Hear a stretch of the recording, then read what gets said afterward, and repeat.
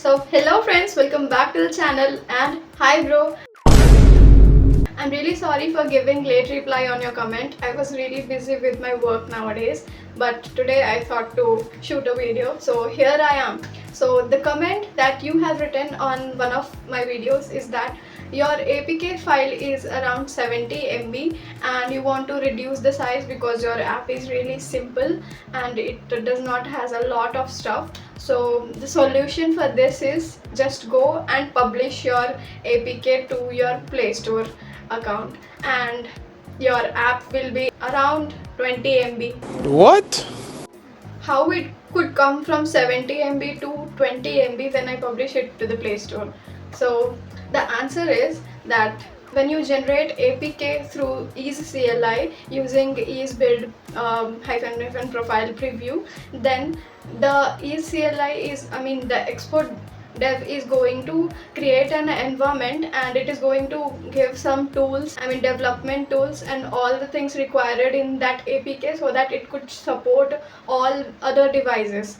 So that's why the APK is heavier, and while uploading this APK to the Play Store, it removes all those unused stuffs and finally your APK is lighter. And if you don't trust me, let's ask ChatGPT and see what does it say. So here I am on my laptop and let's ask ChatGPT that my APK file that I generated through ECLI is around 70 MB, and when I uploaded this APK to Play Store, it is around 20 MB. How did that happen?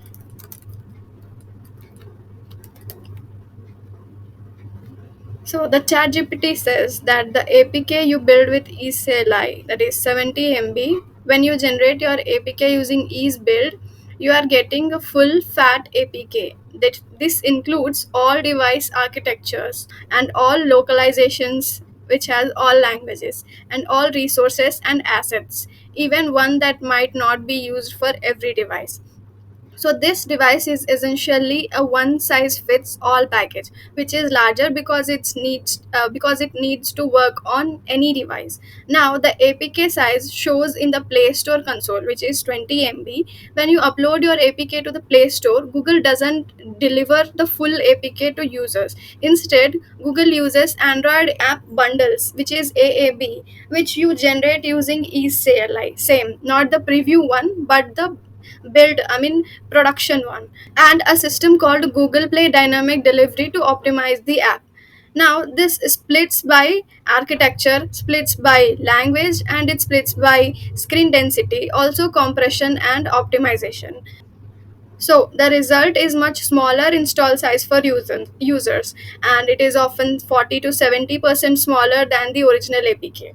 So that was the reason why your APK was much larger or heavier before when you generated using the eCLI, and when you upload the same, not the APK but the AAB, when you upload that to the Play Store, your app will be around 40 to 70% lighter than the original one.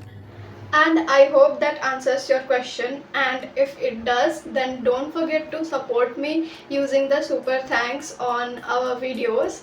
And that's it for this video. I will meet you in next one. Thanks for watching.